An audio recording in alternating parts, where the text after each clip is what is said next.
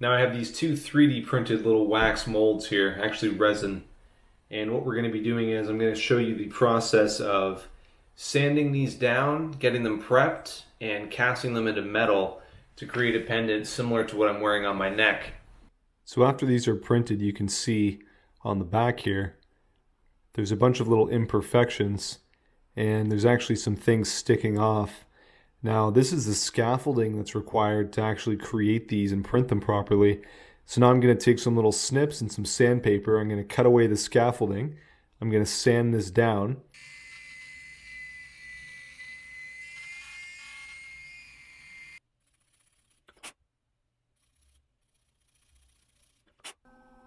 So I have these in a bath of glycerin right now, and it's going to spend an hour in this UV chamber.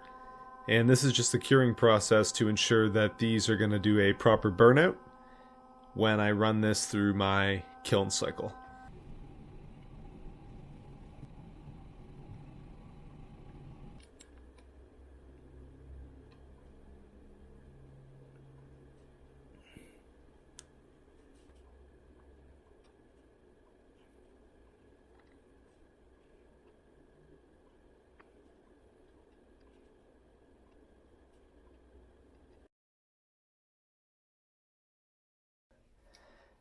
And I'm going to fill this with plaster now. We're going to throw this in the vacuum chamber and get this ready to go in the kiln for the burnout cycle. Alright, so done a little upgrade on the lid on the vac chamber here. This is now stainless steel. And I've cut this hole out for the flask, and I have the hole for the gauge here that hooks up to the vacuum. I actually need to fill this void for when I'm trying to vacuum the plaster. So what I'm going to do, the good old red Solo cup, and I've already test fired this and it works great.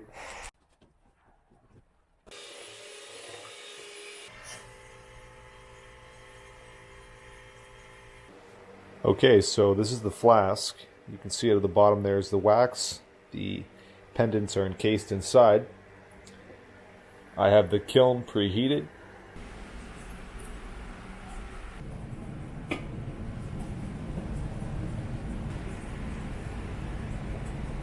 So I'm ready to cast. Now we have this modified version of the vacuum chamber. Here is my seal. Before I was using a silicone. This is actually graphite, and that's going to be more flame resistant or heat resistant. Now, I've actually added a bunch of bricks to the kiln, as you can see here. And the idea is to create a battery, is the term, a heat battery. So these bricks are obviously hot to the touch, and it's going to help retain heat inside of the kiln. So here's the silver grain loaded. I'm about to fire up my torch. We have the vacuum chamber ready. The kiln is on with the flask.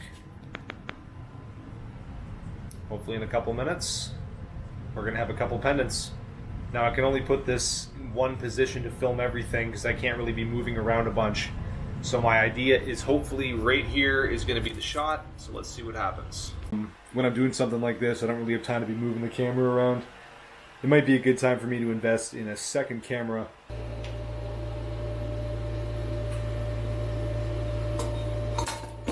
Drop that into there. Okay. Now here we go, guys. This is about to get crazy. I'm going to be getting this silver molten. I'm going to be turning this vacuum on in a second. I need to get a bunch of base heat into this silver.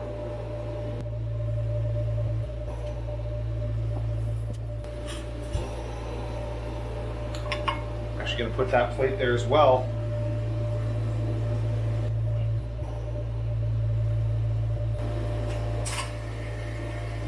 Okay, I just turned the vacuum on.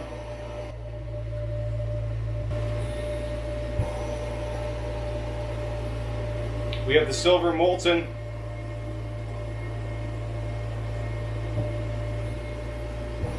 Gonna make sure it's extra hot here. Okay, here we go.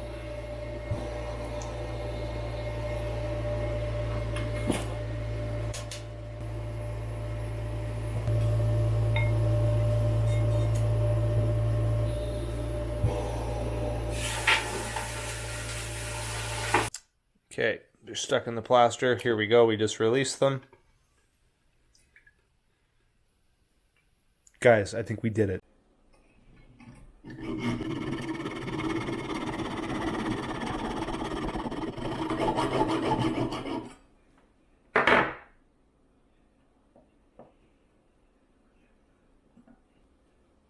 Okay, well, that's been removed. That's pretty cool.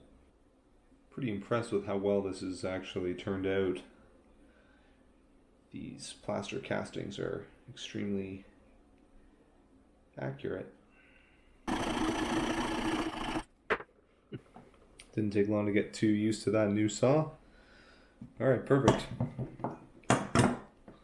So now we have these severed, and I'm going to be able to take these down and do some little touch-ups on these. So let's go do that now. So here's the newest addition to the studio. I've actually had the privilege of using this a couple times now. That's why it's a little bit covered with silver. Now this is the jewel tool. It is a metal polishing device. So similar to my gem cutting machine, my faceting machine, it's the same principle, but instead of discs for cutting gems, it's discs for cutting metal. And the other idea is that if you think of a fan blade spinning, I'm looking down into a fan blade and I'm able to see right through it, because half of it is a gill of air and half of it is a tooth, I guess you could call it, as you can see on this blade here. Now the other cool thing with this kit, they have the radial brushes. Now these are good for getting into the little nooks and crannies and all these grooves inside of the prongs where the gems are actually going to sit, where these are actually flat and are only going to work on the back side of the pendant.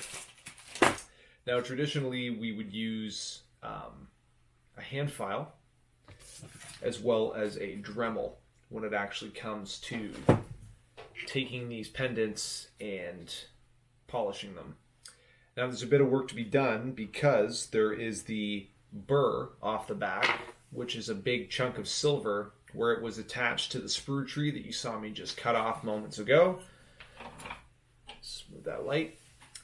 And there's also going to be some imperfections with the casting. Regardless of how good you do, there's always going to be little things you need to work on.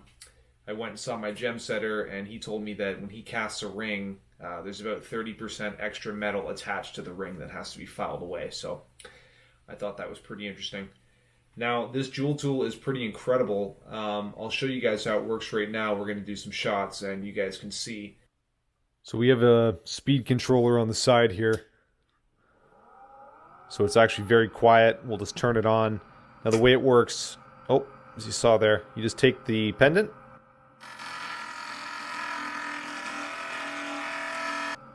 I'm able to visibly see right through the spinning disc. Also, if you're wondering, this isn't going to hurt you if you touch it. That's kind of a cool feature. I know it says to wear gloves on it. That's just a liability. It's like my faceting equipment. Somehow this can polish metal, but it doesn't hurt skin. It's pretty incredible to see one of these finally almost there in terms of the actual polishing. I decided to bust out the file set. Now I am new to this entire process, so I'd say for my first go, I mean, really couldn't be going much better. We need to buy a ring vise. It will essentially hold these pendants for me while I try and file them down. But for the time being, while I get this figured out, this works. Okay, we're back in my kitchen. That was a huge success. The jewel tool worked great. The casting went beautifully. Gemstones were already cut. I didn't include that because this is metal casting episode 2. And I figured this would be a great time to do my announcement on my shirts for my new jewelry line called the Starship series. And what you just witnessed was Starship 1 and number 2. I have the first 5 designed. Each one is a one-of-one pendant, and they each feature a gem design of my creation as the center stone. So you won't be able to find that in stores. I'm pretty excited about it. If you're interested in one of these t-shirts, they're going to be available on my website. And if you guys buy the merch, it does support the channel. So thanks for tuning in. I'm going to show you guys some shots of the pendants finished up. And the gems do have to be set, but I put the stones in the pendant just to show you guys what these castings finished up like. So